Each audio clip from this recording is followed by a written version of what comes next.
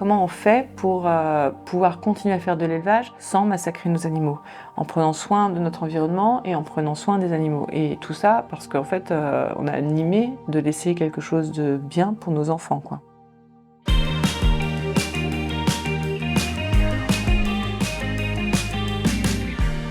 Bonjour, je m'appelle Émilie Janin et donc j'ai fondé le premier abattoir mobile pour bovins en France qui s'appelle le Bœuf Éthique. Alors le Bœuf Éthique, c'est une société qui a mis en place le premier abattoir mobile pour bovins en France et qui a proposé donc de la viande issue d'animaux bien élevés et surtout abattus sur leur lieu de vie, sur leur ferme, dans un abattoir agréé par l'État selon les normes européennes. Je me suis installée en 2006 sur la ferme familiale et avait une activité déjà de vente directe de viande qui fait qu'en fait on allait très régulièrement à l'abattoir pour emmener nos animaux. Et puis les premières vidéos L214 sont arrivées en 2016 et il se trouve qu'à ce moment-là, j'étais accompagnée par un réalisateur de film qui s'appelle Franck Ribière. Il nous a suivis sur la ferme pendant plusieurs mois et un jour il m'a accompagnée à l'abattoir un matin puis il m'a dit mais en fait ouais je vois que t'as mis des petits rituels, c'est pas mal mais il y a quand même du stress de transporter nos animaux jusqu'à l'abattoir. Et il me dit il existe un abattoir mobile en Suède mais je voyais pas comment c'était possible. Et ce qu'on a vu là-bas c'était juste révolutionnaire. Lui il a eu cette folie de me dire chiche et c'est comme ça que tout a démarré.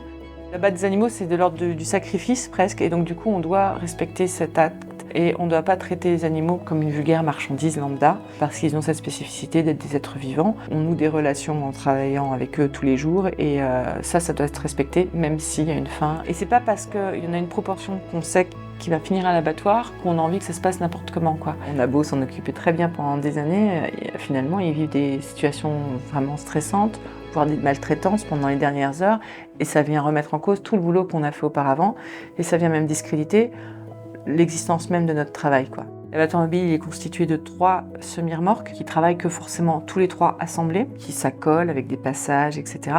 Qui fait qu'à l'intérieur, quand on rentre à l'intérieur, effectivement, on rentre non pas dans des camions, mais dans un abattoir. Pour de vrai. On a travaillé du coup sur à peu près en un an 45 fermes différentes. C'est pas énorme parce qu'en fait souvent on revenait chez les mêmes agriculteurs.